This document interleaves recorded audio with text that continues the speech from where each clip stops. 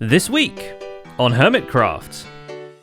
I don't know why I'm talking like an idiot today. It just happens to be the kind of day where I talk like an idiot. So, yeah, get used to that. Welcome to the Hermitcraft Recap. My name is Pixel Riffs, our writer is LoyXP, and the Hermitcraft server is still not running the latest version of Minecraft. Mostly because the latest version of Minecraft is not fond of running to begin with. Kind of buggy, especially for servers. Though the pre-release of 1.14.1 fixes many bugs and issues, it's still not quite where our YouTube friends would like it to be. And with a server as expansive and a redstone intense as Hermitcraft, the risk of it collapsing is just not worth having a pet fox. But as we go further to the right, you'll see there's this hard border all of a sudden, and that is where the world border is. Over here on this side where there is ungenerated terrain, that is where we're going to go to enjoy the features of 1.14. This at least leaves us plenty of time to prepare, with some members already planning and even building farms to become functional later. And really, this gang could play alpha versions available for free in our browsers and we'd still watch them. So with that out of the way, let's take a look at all the events and mishaps that occurred on the Hermitcraft server this week. Oh, Cub, no, hey, I'm just over here. So, may I direct your attention over here, Cub? Nothing to see here.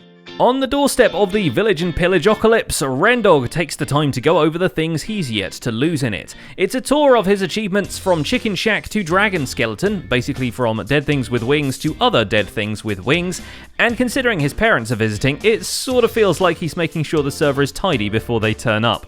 We're not sure how he's going to explain the hippie alter ego crashing on the sofa, though.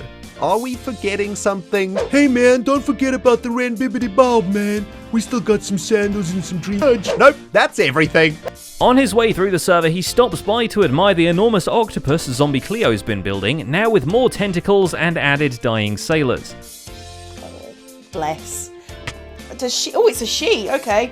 Having accomplished the organic and wavy look of the Kraken's various appendages, Cleo has put a couple of her ship's crew members in the grasp of the hungry sea creature, to the faint cheering of fish people heard from the shore.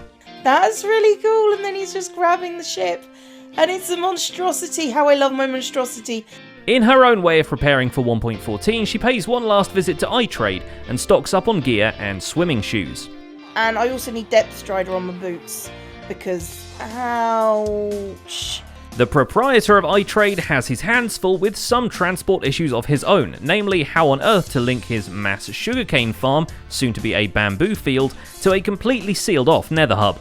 And I forgot that we had like a total manual tree farm over here. That's never gonna get used anymore. After a quick catch-up with Cubfan, Impulse repositions a nether portal and links it to the Sky Hub with a branch of the Ice Road, then returns to the tree farm to troubleshoot some of the lag issues it's been causing.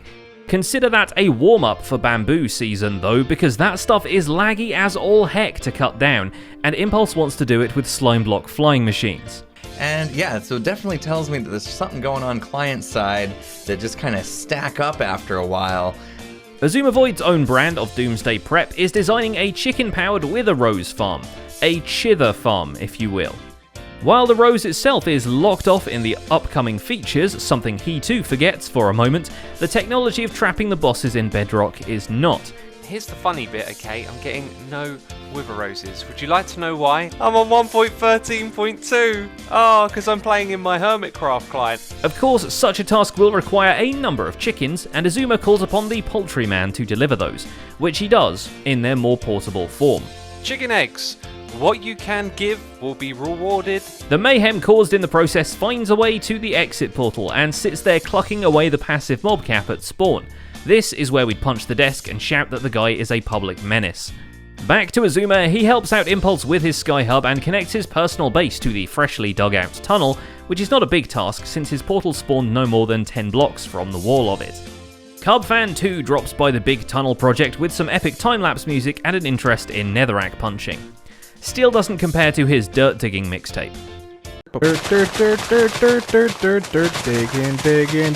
dirt up. Digging. The dirt later goes to the mountains Cub's been building around Concorp's territory, as if the dirt would hide away their sins, which is a moot point because, as we mentioned, he did kinda go to hell this week. To further help Impulse and False through their own nether tunnel designs, Cub drops off a care package of materials and plenty of cake for the travellers to nom on. And since we've been seeing plenty of questions about it, here's an interesting remark. Well, we made this plains biome look like the surface of the moon. Yes, it's time for the recap to tinfoil hat it up, as we'll be talking Moonbase Alpha, that one area revealed as planned and talked about in the beginning of the season, and causing a bit of confusion here 40-something weeks later. There's not much to go on, but that Scar with his terraforming skill and Cub with his ability to grind up materials would have had no problem making up an alien biome, but then it was forgotten and never actually started, the project seemingly shelved and replaced by Concorp's territory. And yet here's Scar mentioning it in his latest video. And from the station, you can choose, like, I'm gonna head off to Moonbase Alpha today, and then there's gonna be a rocket on it in the pad right there. How long of a con they are playing is seriously a mystery here, as well as how much of the season is really left for them to act upon it. With the Concorp filmmaking studios rising, they might as well just fake the whole landing. And yet, I want to believe. In the meantime, here's a Concorp copter. Really missed out on naming it a concopter. Oh my gosh, this thing is hilarious. I love it. And you can see the wealth of Concorp. We do rotor blades in gold here. There's no expenses are spared at Concorp. Are these Mr. Potato Pants' like laces or Monopoly Man's monocle potentially? Having terraformed the hill leading to the modern HRN station, Scar added landing pads to four sides of it, which look structurally safe, and it's future tech, don't question it. For once, we're going to have rockets taking off in an area not populated by trees at least, so it's probably as realistic as it's gonna get.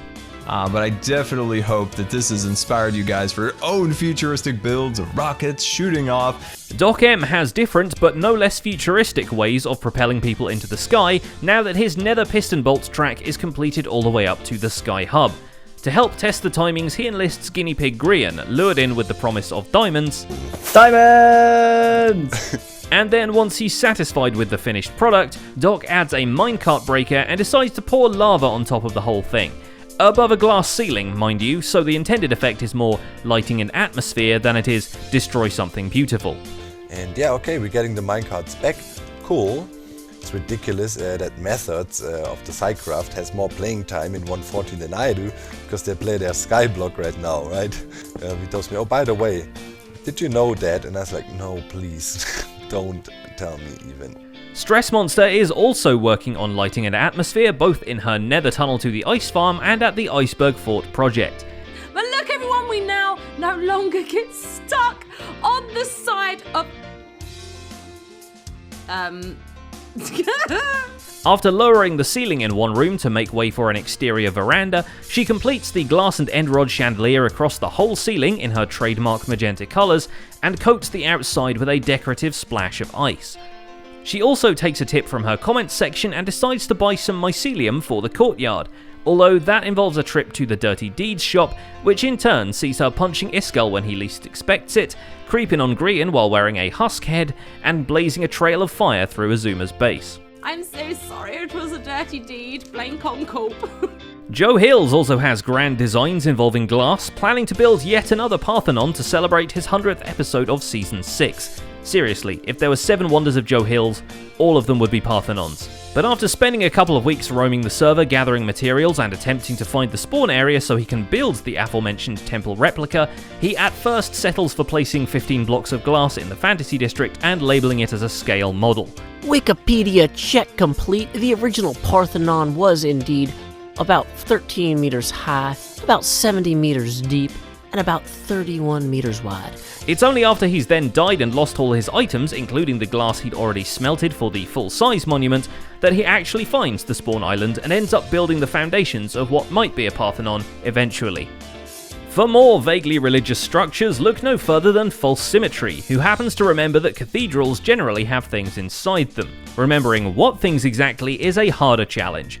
I remember it having chairs that went that way and then also chairs that went this way, so we basically need to do some research and see how they plan it out. Before she considers dropping in on Wells Knight's Season 5 base, or before Concorp throws an evoker into her cathedral too, she stops by the docks at the industrial district to build up a red bathtub with wares on it. The resulting barge might or might not later be used as a front for her material gathering business, where one would request a particular sort of supply and for a fair price have themselves, a shipload of those. Or we rent ourselves out as some sort of like, we can collect anything. Like whatever you want, you place an order and we collect it for you and deliver it to you because we're a cargo service.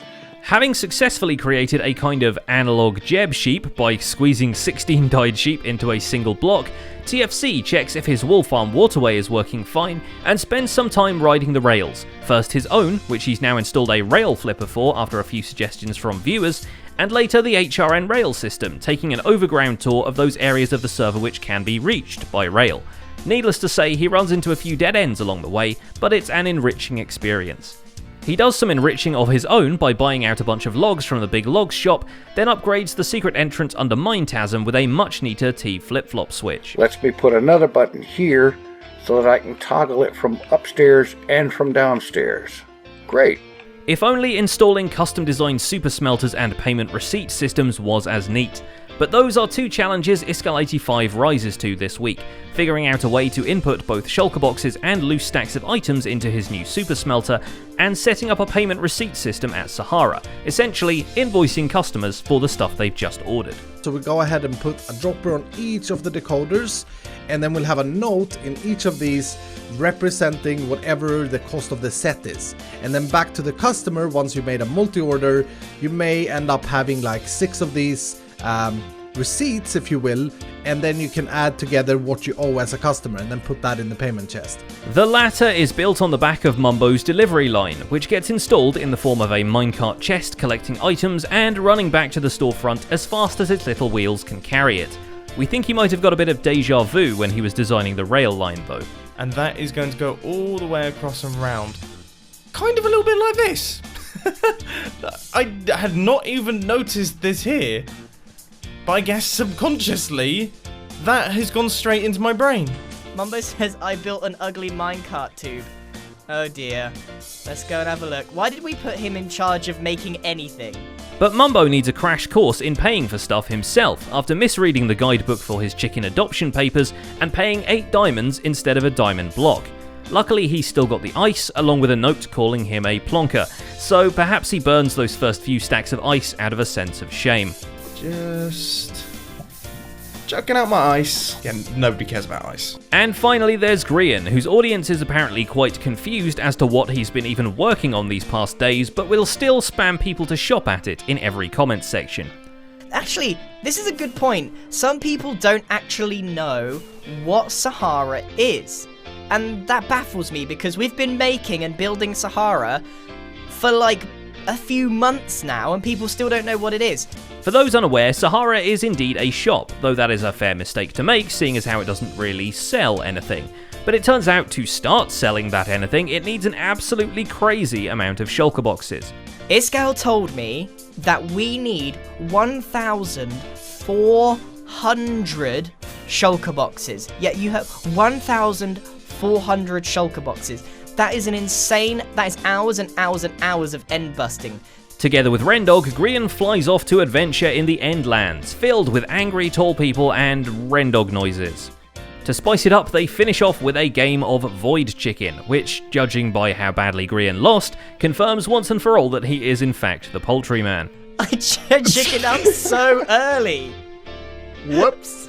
I was so convinced that you would just start taking damage the second you went into the minus, but that makes no sense. Having split the spoils in half, plus having gathered enough sand to fill a desert, Grian takes his elytra elsewhere, to the flight course he's been designing and planning out. Ever more rings are added and a new challenge arises, to complete the race in a set number of fireworks used. Just calculating this will be a challenge in itself too. Lastly, he does the server a favour and slaughters the leftover cows lagging out the roof of his base. They did their best to escape the original massacre and hid in the bubble elevator, but there's no escaping when this guy has beef with you. To be honest with you, I wasn't planning on keeping them. I'm sorry. And that's just about it for this week's recap. Our writer is ZloyXP and my name is PixelRitz. If you want to watch Zloy scamming some people out of their diamonds on the Truly Bedrock server, links to that are in this week's end screen theatre. Don't forget to leave a like while you're still here and subscribe so you won't miss future recaps. Thanks for watching, and we'll see you next week.